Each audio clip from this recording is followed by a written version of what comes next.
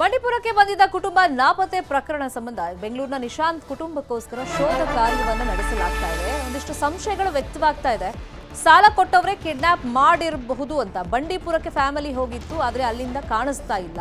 ಈಗ ಕಿಡ್ನಾಪ್ನ ಆರೋಪ ಕೇಳಿ ಬರ್ತಿದೆ. ಸಾಲ ಕೊಟ್ಟವರೇ ಕಿಡ್ನಾಪ್ ಮಾಡಿರಬಹುದು ಅನ್ನೋ ಸಂಶಯ ಇದೆ. ಬಿಬಿಎಂಪಿ ನೌಕರ ಅಂತ ಹೇಳಿ ರೆಸಾರ್ಟ್ನಲ್ಲಿ ರೂಮ್ ಬುಕ್ ಮಾಡಲಾಗಿತ್ತು. ಕಂಟ್ರಿ ಕ್ಲಬ್ ರೆಸಾರ್ಟ್ನಲ್ಲಿ ಈ ಕುಟುಂಬ ತಂಗಿತ್ತು. ಸೋಮವಾರ ಮಧ್ಯಾಹ್ನದಿಂದ ನಾಪತ್ತೆ ಆಗ್ಬಿಟ್ಟಿದ್ದಾರೆ. ನಿನ್ನೆ ಬೆಳಗ್ಗೆ ಕಾರ್ನಲ್ಲಿ ಕುಟುಂಬ ಹೊರಗಡೆ ಹೋಗಿತ್ತು. ರೆಸಾರ್ಟ್ನಲ್ಲಿ ಲಗೇಜ್ ಇಟ್ಟಿದೆ ಕುಟುಂಬ.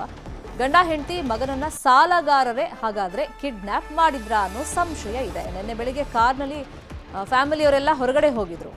ಈಗ ಲಗೇಜ್ ಎಲ್ಲ ಅಲ್ಲೇ ಇದೆ, ರೆಸಾರ್ಟ್ ಅಲ್ಲೇ ಇದೆ. ಆದರೆ ಇವ್ರು ಮಾತ್ರ ಕಾಣಿಸ್ತಾ ಇಲ್ಲ.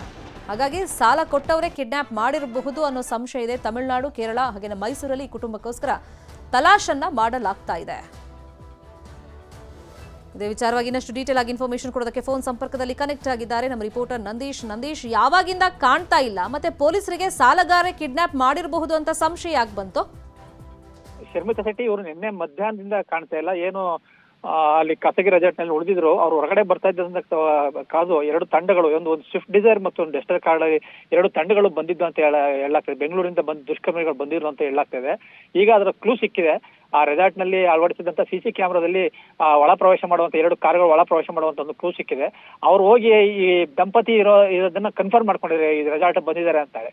ಮತ್ತೆ ಹೊರಗಡೆ ಬಂದರೆ ಮತ್ತೆ ಇವರು ದಂಪತಿ ಕಾರ್ನಿಂದ ಹೊರಗಡೆ ಬರ್ತಿರಂತೆ ಅಲ್ಲಿ ಬಂಡೀಪುರ ಮತ್ತು ಮೇಲ್ಕಾಮ್ನಹಳ್ಳಿ ರಸ್ತೆ ನಡುವೆ ಅವ್ರನ್ನ ಅಟ್ಯಾಕ್ ಮಾಡಿ ಎರಡು ಕಾರುಗಳೆಲ್ಲ ಸುತ್ತುವರೆದು ಅವರ ಕಿಟಕಿಯ ಗಾಜನ್ನ ಒಡೆದು ಅವ್ರನ್ನ ಕಿಡ್ನಾಪ್ ಮಾಡ್ಕೊಂಡು ಹೋಗಿದ್ದಾರೆ ಅಂತ ಹೇಳಲಾಗ್ತದೆ. ಮೇಲ್ನೋಟಕ್ಕೆ ಇದು ಯಾರೋ ಸಾಲಗಾರ ಮಾಡಿರೋ ಕೃತ್ಯ ಅಂತ ಕಂಡು ಬರ್ತದೆ ಅಂತ ಪೊಲೀಸರು ಶಂಕೆ ವ್ಯಕ್ತಪಡಿಸಿದ್ದಾರೆ. ಮತ್ತೆ ಈಗ ತಮಿಳುನಾಡು, ಕೇರಳ ಮತ್ತು ಕರ್ನಾಟಕ ಎಲ್ಲಾ ಕಡೆ ಎಲ್ಲೆಲ್ಲಿ ಸಿಸಿ ಕ್ಯಾಮೆರಾಗಳು ಈ ಕಾರು ಹೋಗಿದೆ ಅನ್ನೋದ್ರ ಬಗ್ಗೆ ಒಂದು ಮಾಹಿತಿಯನ್ನು ಪಡೆದು ಅಲ್ಲೆಲ್ಲ ಒಂದು ಶೋಧ ಕಾರ್ಯ ಮುಂದುವರಿಸಿದ್ದಾರೆ. ಇದು ಯಾಕೆ ಆಗಿದೆ, ಇದು ನಿಜವಾಗ್ಲೂ ಸಾಲಕ್ಕಾಗಿದೆಯಾ ಅಥವಾ ಬೇರೆ ಕಾರಣಕ್ಕಾಗಿದೆ ಅಂತ ಇನ್ನೂ ಗೊತ್ತಾಗಿಲ್ಲ.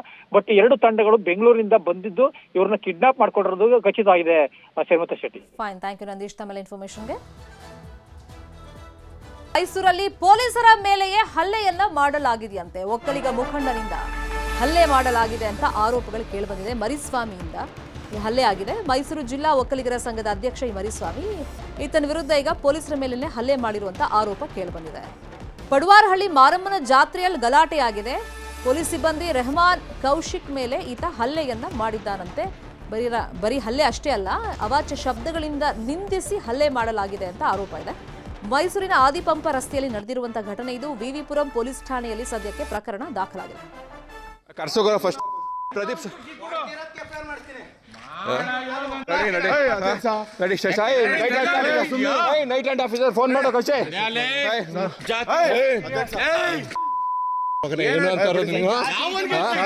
ಜಾತಿ ಯಾರಿಗೂ ವಿಡಿಯೋ ಮಾಡಿದೀನಿ ಏನು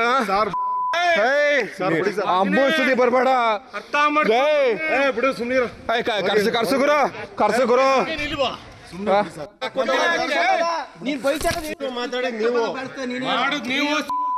ನೀವೇನ್ ತಲೆ ಕೆಸ್ಕೊತಾರ ಆಯ್ತು ನಡಿಯಪ್ಪ, ಆಯ್ತು ಜಾಸ್ತಿ ಆಯ್ತು.